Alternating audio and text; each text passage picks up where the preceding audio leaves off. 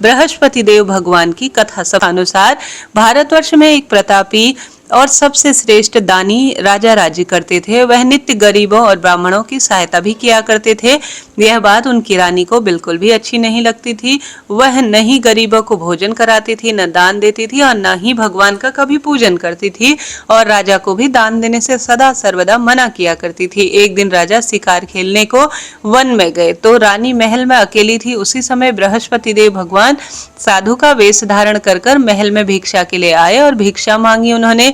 रानी ने भिक्षा देने से इनकार कर दिया और कहा कि हे साधु महाराज, मैं तो दान पुण्य से तंग आ गई हूँ। मेरा पति सारा धन लुटाते रहते हैं। मेरी इच्छा है कि हमारा सारा धन नष्ट हो जाए, फिर ना रहेगा बांस ना बजेगी बांसुरी। साधु ने कहा, हे देवी, तुम बड़ी विचित्र हो।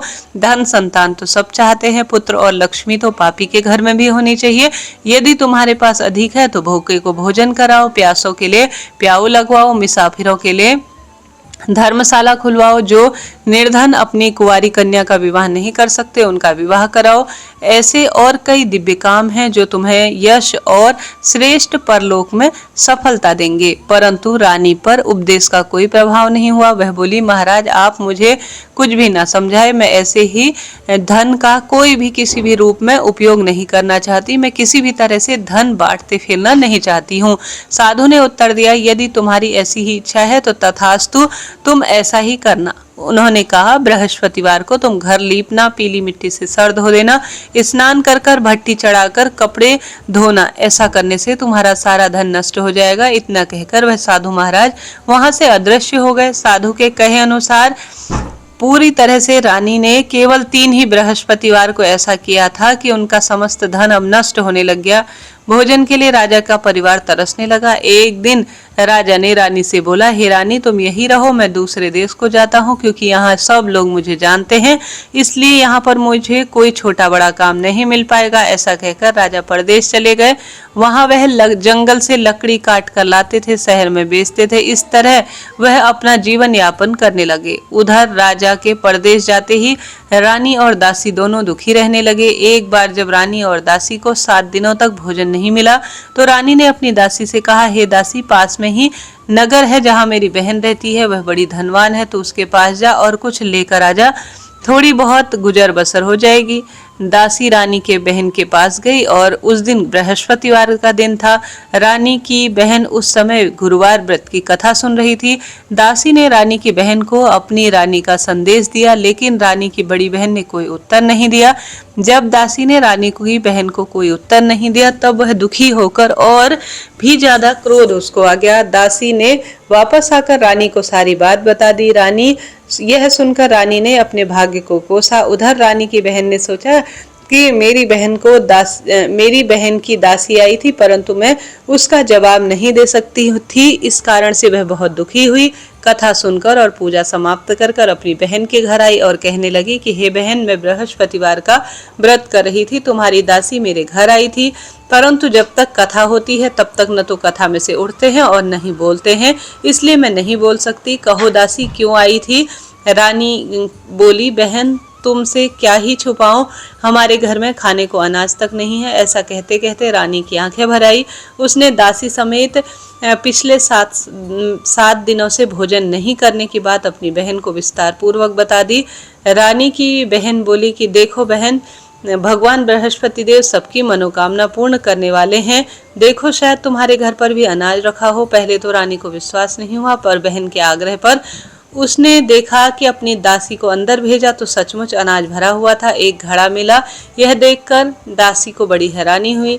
दासी रानी से कहने लगी कि हे रानी, जब हमको भोजन नहीं मिलता तो भी हम व्रत करते हैं, इसलिए क्यों ना इससे व्रत और कथा की विधि भी पूछ ली जाए ताकि हम व्रत कर सकें। और रानी ने अपनी बहन से बृहस्पतिवार के बारे में पूछा। उसकी बहन ने बताया कि बृहस्पतिवार के दिन व्रत में चने की दाल और मुनक्का से भगवान विष्णु और केले वृक्ष का विधि विधान से पूजन करो, दीपक जलाओ, व्रत कथा सुनो और पीला भोजन करो। इससे बृहस्पति देव भगवान प्रसन्न होते हैं। व्रत की विधि और पूजन के नियम बतलाकर रानी की बहन अपने घर चली गई। 7 दिन बाद जब बृहस्पतिवार आया तो रानी और दासी सर्वश्रेष्ठ रूप में व्रत करने का सोचने लगे। और घुड़साल में जाकर चना और गुड़ लेकर आई। फिर उसने केले पेड़ की पूजा की, भगवान विष्णु का पूजन किया। अब पीला भोजन कहाँ आए, इस बात को लेकर दोनों दुखी हो गए, क्योंकि उन्होंने व्रत रखा था। इसलिए बृहस्पति देव उनसे प्रसन्न हुए थे। भगवान बृहस्पति देव एक साधारण व्यक्ति का रूप धारण करके 2 थालियों में सुंदर पीला भोजन दासी को दे गए। भोजन पाकर दासी प्रसन्न हुई और फिर रानी के साथ मिलकर भोजन किया। इसके बाद वह सभी गुरुवार को व्रत और पूजन करने लगी सच्चे मन से। बृहस्पति भगवान की कृपा से उसके घर में अन्न धन फिर से आ गया, संपत्ति बढ़ने लगी, परंतु रानी फिर से पहले की तरह आलस करने लगी। इस तरह तब दासी बोली कि देखो रानी, तुम पहले की तरह आलस्य करने लगी हो, तुम्हें धन रखने में कष्ट होता है, इस कारण सभी धन तुम्हारा नष्ट हो गया। और जब भगवान बृहस्पति देव की कृपा से धन मिला है तो फिर तुम आलस को अब छोड़ दो। रानी को समझाते हुए दासी कहती है कि बड़ी मुश्किलों के बाद हमने यह धन पाया है, इसलिए हम दान पुण्य करते हैं। भूखे मनुष्य को भोजन हमें कराना चाहिए, धन को शुभ कामों में बांटना चाहिए, इससे तुम्हारे कुल का यश बढ़ेगा, स्वर्ग की प्राप्ति होगी और पितृ प्रसन्न होंगे। दासी की बात मानकर रानी अपना धन शुभ काम में खर्च करने लगी, इससे पूरे नगर में यश फैलने लगा। इस प्रकार रानी और दासी दोनों प्रसन्न थे और वहां से जो है बहुत सुंदर रूप में एक दिन हुआ क्या कि राजा भी बहुत दुखी होकर जंगल में एक पेड़ के नीचे आसन जमा कर बैठे ही थे। वहीं अपनी दशा को याद करते हुए व्याकुल होने लगे। बृहस्पतिवार का दिन था। एकाएक उसने देखा कि एक निर्जन वन में एक साधु प्रकट हुए हैं। वह साधु वेश में स्वयं बृहस्पति देवता थे। लकड़हारे के सामने आकर वह कहने लगे, लकड़हारे, इस सुनसान जंगल में तू चिंता में क्यों बैठा है? लकड़हारे ने हाथ जोड़कर उत्तर दिया, प्रणाम किया और कहा, महात्मा, आप सब जानते हैं, और फिर भी अपनी आत्मकथा उनको सुनाई। महात्मा जी ने कहा कि तुम्हारी स्त्री ने बृहस्पतिवार के दिन व्रत बृहस्पति देव भगवान का नहीं किया और बृहस्पति देव भगवान का निरादर किया, जिसके कारण तुम कष्ट झेल रहे हो। अब तुम चिंता मत करो, तुम्हारे सभी कष्ट दूर होने का समय आ गया है। भगवान की कृपा से पहले से भी अधिक संपत्ति तुम्हें प्राप्त होगी। तुम बृहस्पतिवार के दिन व्रत करना, 2 पैसे के चने मुनक्के लाकर उनका प्रसाद बनाओ, तांबे के शुद्ध जल के लोटे में शक्कर मिलाकर अमृत तैयार करो। कथा के पश्चात अपने सारे परिवार और सुनने वाले प्रेमियों को अमृत वह प्रसाद बांटकर ग्रहण करो। ऐसा करने से भगवान तुम्हारी सब मनोकामना पूरी कर देंगे। साधु के ऐसे वचन सुनकर लकड़हारा बोला कि हे प्रभु, मुझे लकड़ी बेचकर इतना पैसा नहीं मिलता जिससे कि मैं भोजन के उपरांत कुछ बचा भी सकूं। मैंने रात्रि में अपनी स्त्री को स्वप्न में व्याकुल देखा, मेरे पास कुछ भी नहीं है जिससे मैं उसकी खबर मंगवा सकूं। साधु ने कहा कि हे लकड़हारे, तुम किसी बात की चिंता मत करो। बृहस्पतिवार के दिन तुम रोजाना की तरह लकड़ी लेकर शहर की ओर जाओ। तुमको रोज से दुगना धन प्राप्त होगा, जिससे तुम भली भांति भोजन कर लोगे तथा बृहस्पति देव भगवान का सामान भी आ जाएगा। इतना कहकर साधु अंतर ध्यान हो गए। धीरे धीरे समय बीतता चला गया। फिर वही बृहस्पतिवार का दिन आया। लकड़हारा जंगल से लकड़ी काटकर किसी शहर में बेचने गया। उसे उस दिन की अपेक्षा दुगना धन मिला। राजा ने गुड़ चना लेकर बृहस्पतिवार व्रत किया।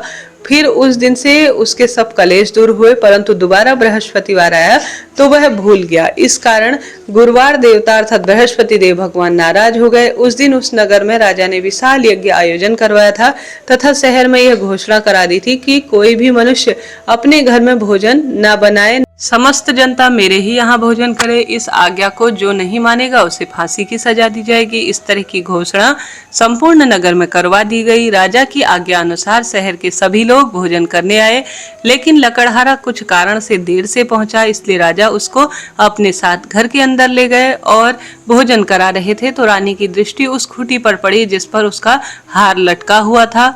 यह देखकर वह आश्चर्यचकित हो गई कि मेरा हार कहाँ गया। रानी ने कहा कि इसी मनुष्य ने यह हार छुराया है। उसी समय सिपाहियों को बुलाकर उसको कारागार में डाल दिया। जब लकड़हारा कारागार में पड़ गया तो बहुत दुखी होकर रोने लगा और विचारने लगा, जाने कौन से पूर्व जन्म के कर्म हैं जो मुझे इस समय बहुत दुख दे रहे हैं। और उसी साधु को याद करने लगा जो कि जंगल में मिले थे। उसी समय तत्काल बृहस्पति देव भगवान साधु का रूप धारण कर आए और उसकी दशा देखकर कहने लगे, अरे मूर्ख, तूने बृहस्पति देव भगवान की कथा नहीं नहीं करी, इस कारण से तुझे दुख प्राप्त हुआ है। अब तो चिंता मत कर, बृहस्पतिवार के दिन कारागार के द्वार पर 4 पैसे पड़े मिलेंगे, जिससे तू बृहस्पति देव भगवान की पूजा करना, तेरी सभी कष्ट दूर हो जाएंगे। और बृहस्पतिवार के दिन उसे 4 पैसे मिले। लकड़हारे ने कथा कही। उसी रात्रि स्वप्न को बृहस्पति देव भगवान ने नगर के राजा को स्वप्न दिया और कहा कि हे राजा, तुमने जिस आदमी को कारागार में बंद करवाया है वह निर्दोष है,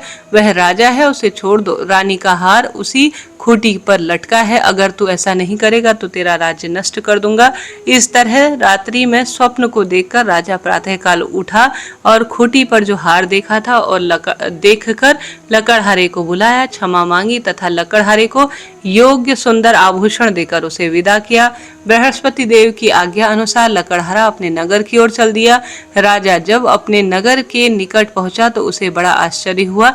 नगर में पहले से अधिक बाग, तालाब, कुएं और बहुत सारी धर्मशालाएं और मंदिर बन गए थे। राजा ने पूछा, यह किसका बाग है और किसकी धर्मशाला है? तब नगर के सभी लोग कहने लगे, यह सब रानी और बांदी के है। तो राजा को आश्चर्य हुआ, वह गुस्से में भी हो गया था। जब रानी ने यह खबर सुनी कि राजा आए हैं तो बांदी ने कहा, हे दासी, देखो राजा हमको कितनी बुरी हालत में छोड़कर गए थे, ऐसी हमारी हालत देखकर कहीं वह लौट न जाए, इसलिए तू द्वार पर खड़ी हो जा। राजा आज्ञा अनुसार दासी द्वार पर खड़ी हो गई। राजा आए तो उन्होंने अपने साथ वह लीवा लाई। तब राजा ने क्रोध में अपनी रानी से पूछा, यह धन तुम्हें कैसे मिला? तब उसने कहा कि यह बृहस्पति देव के भगवान के व्रत के कारण हुआ है। राजा ने निश्चय किया, 7 रोज बाद तो सभी बृहस्पति का भगवान का पूजन करेंगे, परंतु मैं प्रतिदिन रोज 3 बार कहानी कहूंगा, रोज व्रत करूंगा और हर समय राजा के दुपट्टे में अब चने की दाल बंधी रहती थी। दिन में 3 बार कहानी कहता, रोज बृहस्पति भगवान के गुण गाता। एक रोज राजा ने विचार किया कि चलो अपनी बहन के यहाँ हो आए। इस तरह निश्चय कर राजा घोड़े पर सवार होकर अपनी बहन के यहाँ चलने लगा। मार्ग में उसने देखा कुछ आदमी एक शव को लिए जा रहे हैं। उन्हें रोककर राजा ने कहा, अरे भाइयों, मेरे बृहस्पति देव भगवान की कथा सुन लो ना। वह बोले, हमारा तो आदमी मर गया है और इसको कथा की पड़ी हुई है। परंतु कुछ आदमी बोले, अच्छा कहो तुम्हारी क्या कथा है? राजा ने दाल निकाली, आधी कथा हुई, सब हिलने लगा और कथा समाप्त होते होते तो भगवान का नाम जाप करने लगा। मार्ग में उसे एक किसान खेत में हल चलाता हुआ मिला। राजा ने देखा और उससे बोला, अरे भैया, तुम मेरी बृहस्पति भगवान की कहानी सुन लो ना। किसान बोला, इतनी देर में तो मेरे 4 हथैया जुट जाएंगे, जा अपनी कथा किसी और को सुना। इस तरह राजा आगे चलने लगा। राजा के हटते ही बैल पछाड़ खाकर गिर पड़े और किसान के पेट में बड़ी जोर से दर्द होने लगा। उसी समय उसकी माँ वहां रोटी लेकर आ ही रही थी।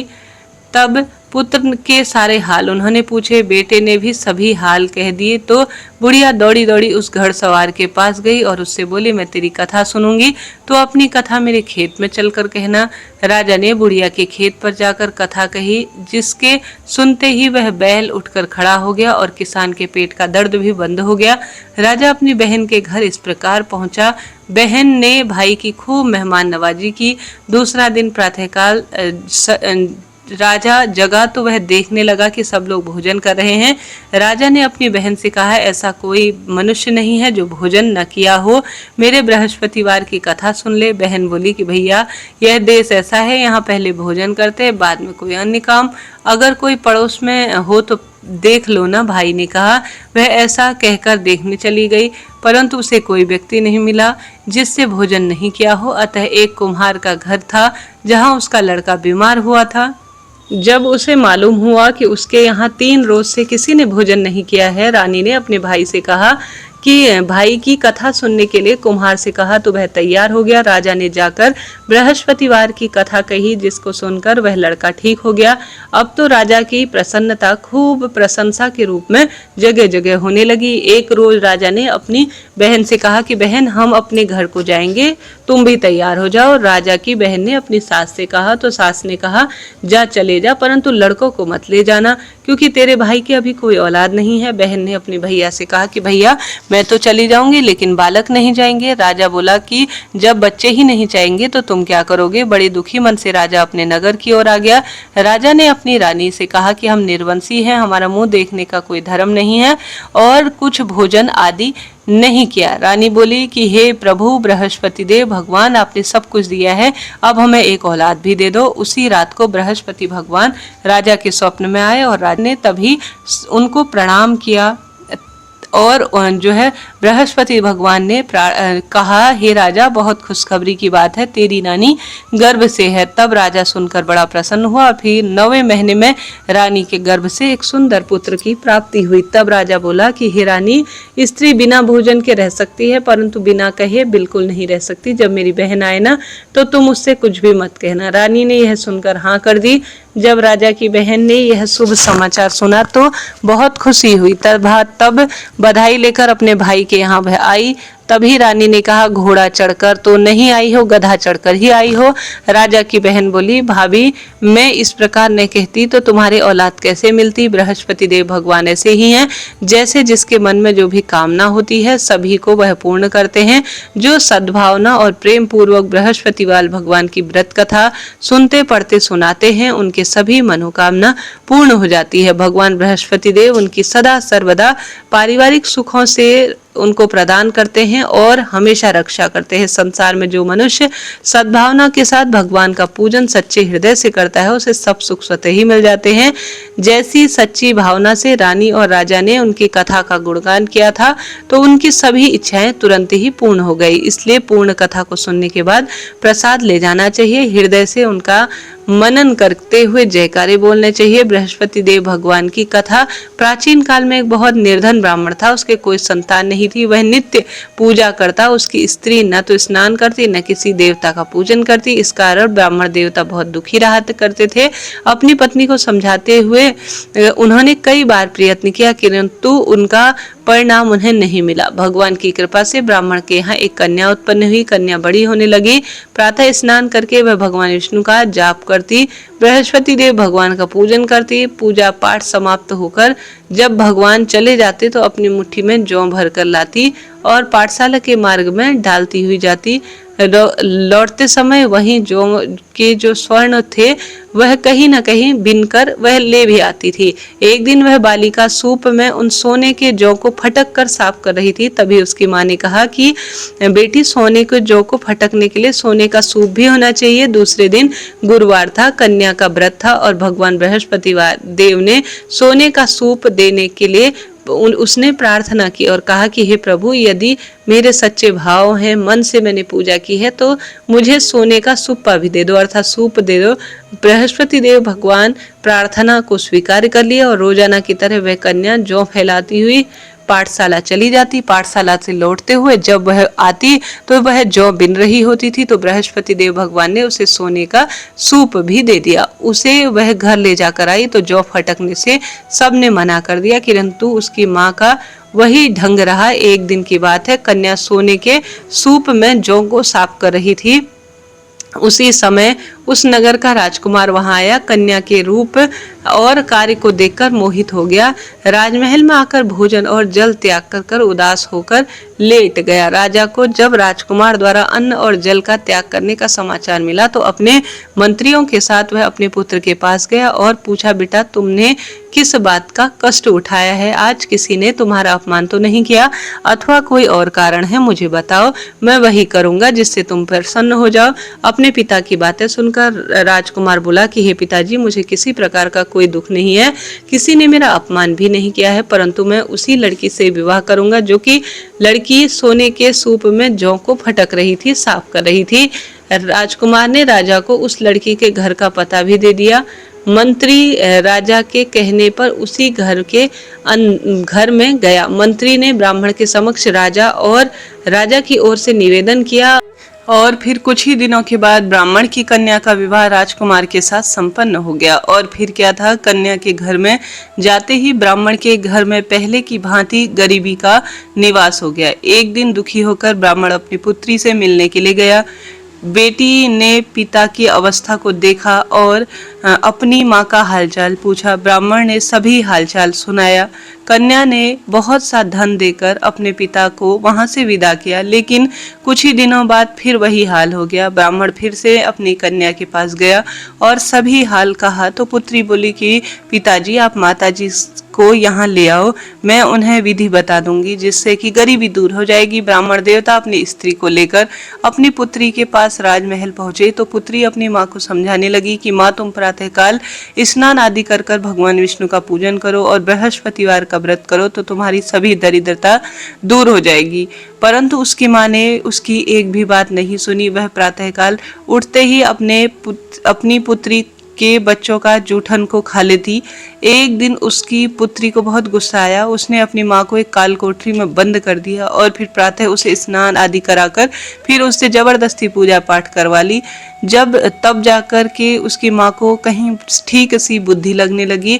इसके बाद नियम से वह पूजा पाठ करने लगी और प्रत्येक बृहस्पतिवार को व्रत भी करने लगी और फिर इस व्रत के प्रभाव से मृत्यु के बाद वह स्वर्ग को गई। वह ब्राह्मण भी सुखपूर्वक इस लोक को सुख भोग कर अंत में स्वर्ग को प्राप्त हुआ। तो प्रेम से बोलिए बृहस्पति देव भगवान की जय। अब सुनते हैं बृहस्पति देव भगवान की आरती। ओम जय बृहस्पति देवा, स्वामी जय बृहस्पति देवा, छिन छिन भोग लगाऊं कदली फल मेवा। ओम जय बृहस्पति देवा, तुम पूर्ण परमात्मा, तुम अंतर्यामी, स्वामी तुम अंतर्यामी, जगत पिता जगदीश्वर, तुम सबके स्वामी। ओम जय बृहस्पति देवा, चरणामृत निज निर्मल सब पातक हरता, प्रभु सब पातक हरता, सकल मनोरथ दायक कृपा करो भरता। ओम जय बृहस्पति देवा, तन मन धन अर्पण कर जो जन शरण पड़े,